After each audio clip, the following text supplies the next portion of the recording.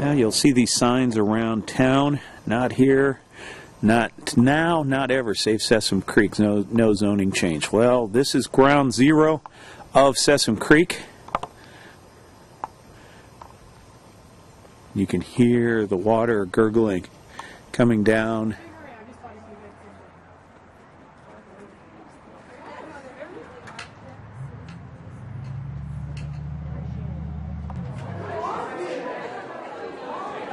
And this is about 6 p.m.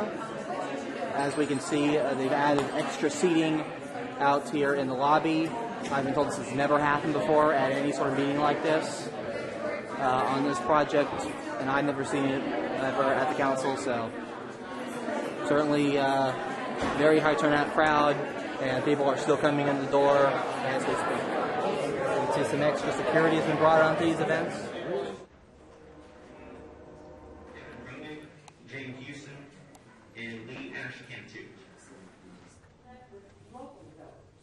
Those who do not care or believe in established neighborhoods. Reservation Commission, and have taught city planning courses for over 7 years. I would like to offer a rational and professional assessment of the Sessom Drive rezoning action item. I am here tonight to speak against the potential rezoning of that parcel. This Sessom's development is a small city representation of what's happening globally. An act of globalization with independent developers trying to take over properties that have been considered wild.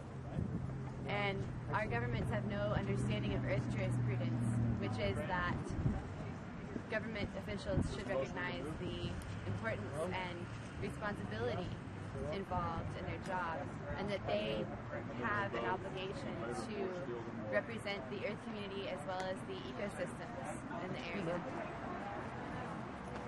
One of the things we're noticing is that the crowd has basically jammed the sliding entrance doors, and so that one of the police officers is having to manually open and close the doors, both to help people get in and out, but also to keep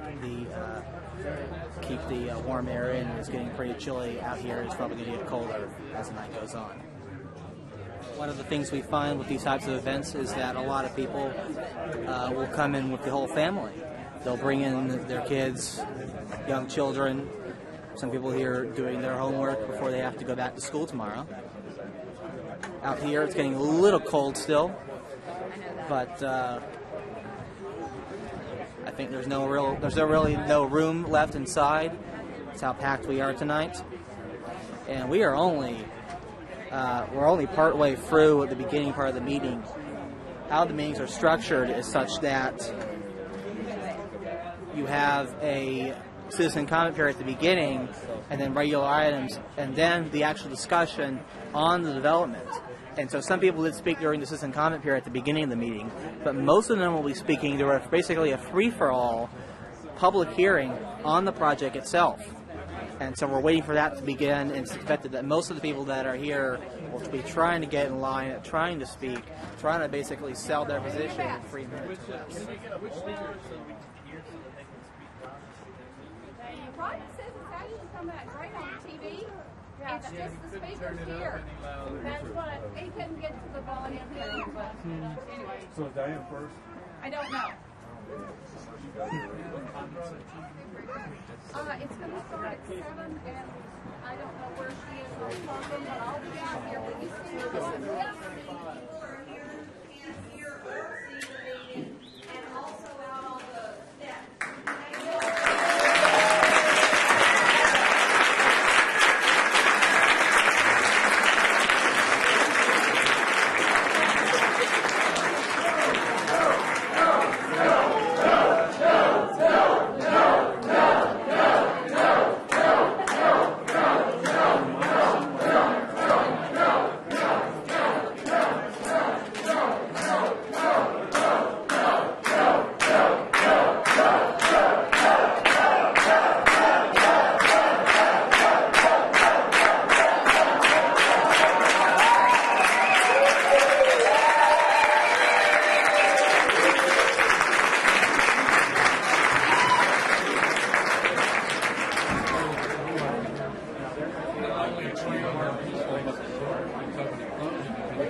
top of the people that here that talk about the project, they're also attracted a large number of candidates and former candidates, including Dave Newman, former candidate for mayor and city council, Dan McCarthy, former candidate for mayor, also some current candidates, Sam Brandon and Rob Ork. And so I think they're taking advantage of the crowd and talking to people and making their message known and just getting people's opinion, which is what they should be doing. So I think the turnout-wise is about 250 is kind of what we're estimating at this point. Again, people are coming in. At this point, people are coming in and leaving about at the same rate, and so the crowd is stabilized at around 250. And so it is still pretty much packed inside, and the crowd is flowing out into the street. We're currently in the middle of a recess, which is why most of the crowd is out here or inside. Council members are out there talking to people. The mayor's out there talking to people, just getting the feel for where people stand, who's saying what, where.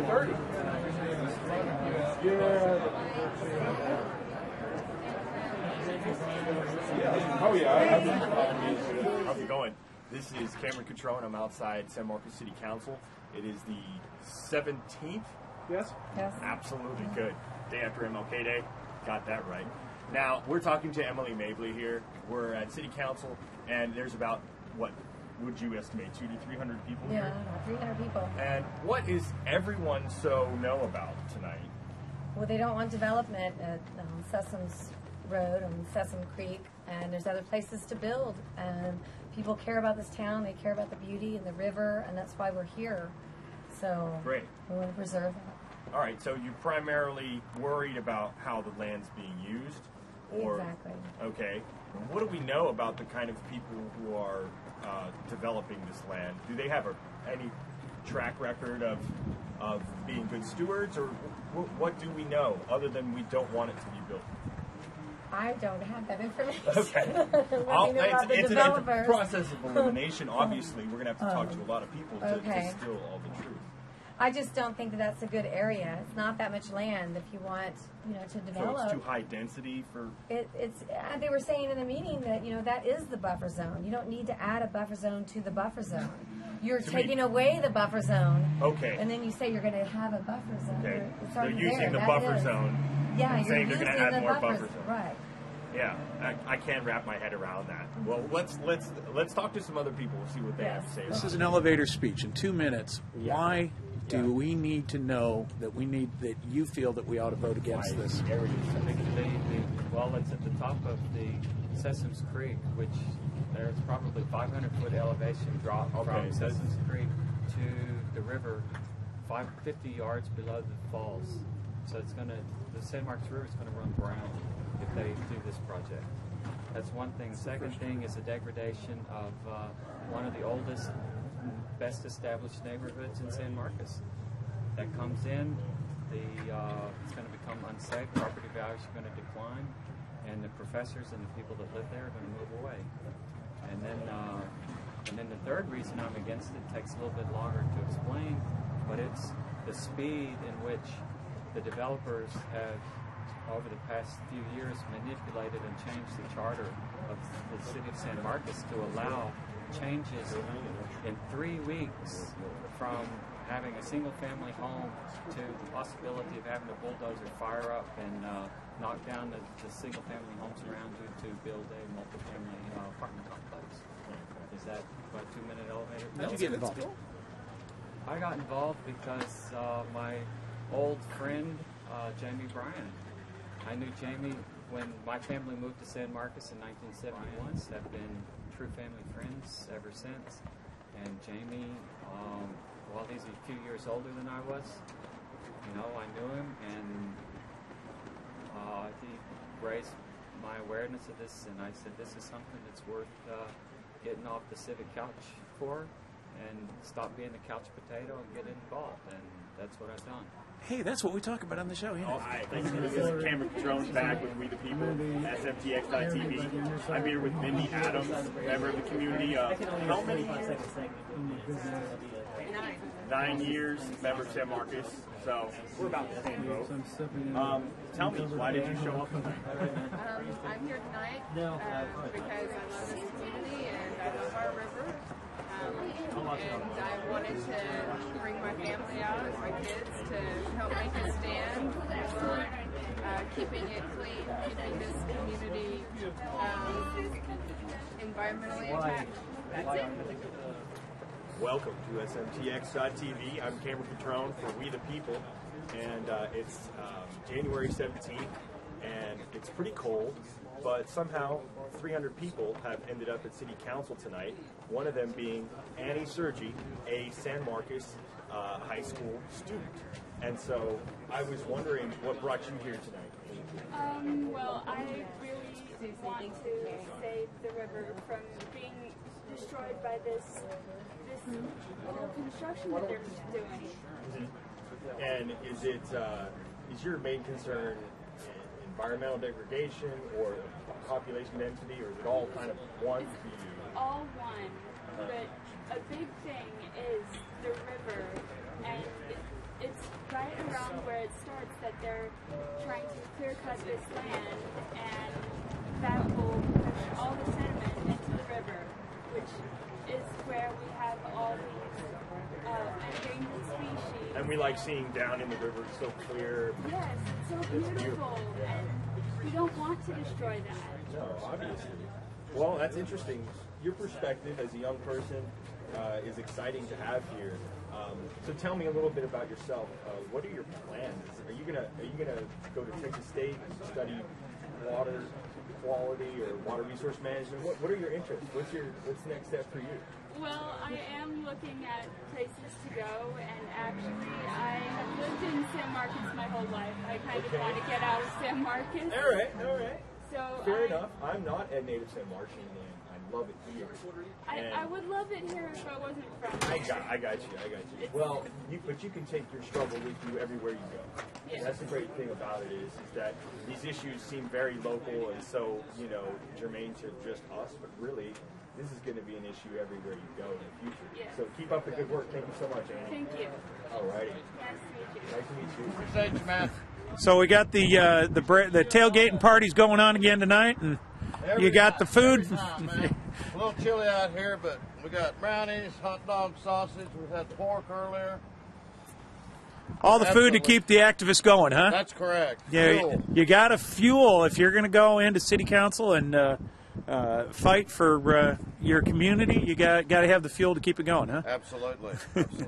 So how do you think it's going tonight? I think that there's a lot of beautiful people in the community that are coming out and telling them the board in there every reason why this development should not be built. And they're speaking from their hearts. They have nothing to gain from it except a better city. All right, amen. Sierra? I need to know this. Anybody need to know? Did y'all buy this? Somebody else did? There's 3 slices left, and all of them have hands on them. So local people are getting involved in raising their voices. We've seen signs all around town. Not here, never, not now. And this is what this has culminated in, is it has came from the Planning and Zoning Committee down to the City Council tonight for a vote. The City Council got done with all of the other items on the agenda in record time. I wish we could have this every week, because then we'd be done with a lot of things. But now the rest of the evening is devoted to discussing this issue. Right now is basically the future of what's going to be happening with multifamily housing in San Marcos. There's a petition going around to put a moratorium on any more development of multifamily housing until the city can address this in the city master plan. So there is both sides of both development here in San Marcos, because this is the only thing that can get any bank funding right now. Single family homes cannot get any funding. So we're taking the money that some of the single family homes have been doing, and we're paying for a green space project right now. But in the meantime, we aren't building a university in very ecologically sensitive areas. Some of the people that I've talked with already tonight have talked about hiking in the area and talked about the quietness in the area. And I mean, we can hear the people inside tonight cheering as their people are getting finished in the public comment section during the hearing. So we're going to get some more footage, and we're going to bring to you some of the interviews. Rob Rourke, we the people, we are getting out, getting involved, making a difference here in San Marcos, Texas. advertising